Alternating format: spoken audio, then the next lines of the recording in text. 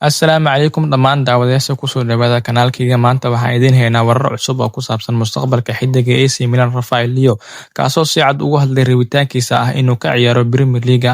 Arsenal, Manchester United iyo kooxo kale oo waaweyn ayaa lala xiriirinayaa saxiixiisa, waxaana muuqata in xiddiga reer Portugal uu diyaar u yahay tallaabada xigta ee xirfadiisa.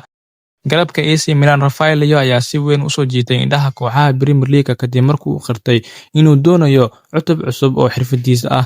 Toddobadii sano ee uu joogay kooxda AC Milan, Leo wuxuu noqday mid ka mid ah ciyaartoyda garabka ugu wanaagsan Yurub, isagoo dhaliyay 80 gool isla markaana bixiyay 65 caawin, 291 kulan oo u saftay AC Milan dhammaan tartamada.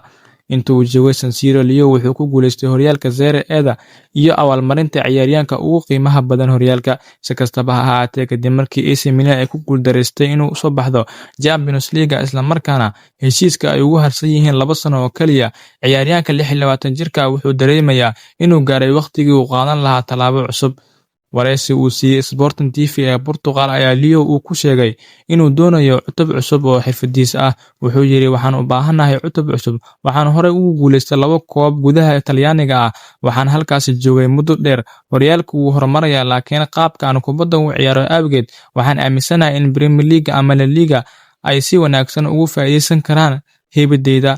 Leo ayaa sidoo kale sheegay in haddii fursad Premier League ah timaado, uu aad ugu farxi doono, wuxuuna xusay inuu aaminsan yahay in tayadiisa ay la tartami karto ciyaartoyda heerka sare ee horyaalka Ingiriiska, isla markaana ka ciyaaristiisa horyaal noocaas ah ay ciyaaryahanka ka soo saarto awoodiisa ugu fiican.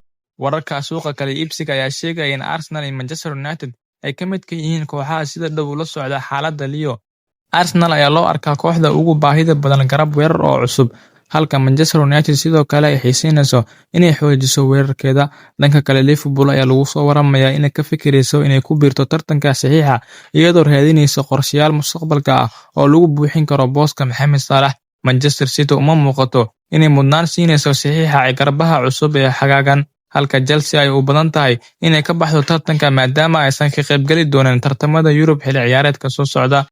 Haddii Rafael Leo uu dhab ahaan ka tago AC Milan xagaagan, waxaa hubaal ah inuu noqon doono mid ka mid ah magacyada ugu waaweyn ee suuqa kala iibsiga. Waxaa la sugayaa kooxda ugu dambeyn ee ku guuleysan doonta saxiixiisa. Haddaba adigu sideed u aragtaa mustaqbalka Rafael Leo? Kooxda ayaad u malaynaysaa inay ku habboon tahay? Arsenal, Manchester United, Liverpool mise kooxo kale? Fikirkaaga noogu reeb qaybta faallooyinka. Ha iloobi inaad like saarto, subscribe gareyso channelka si aad u hesho wararkii u dambeeyay ee kubadda cagta.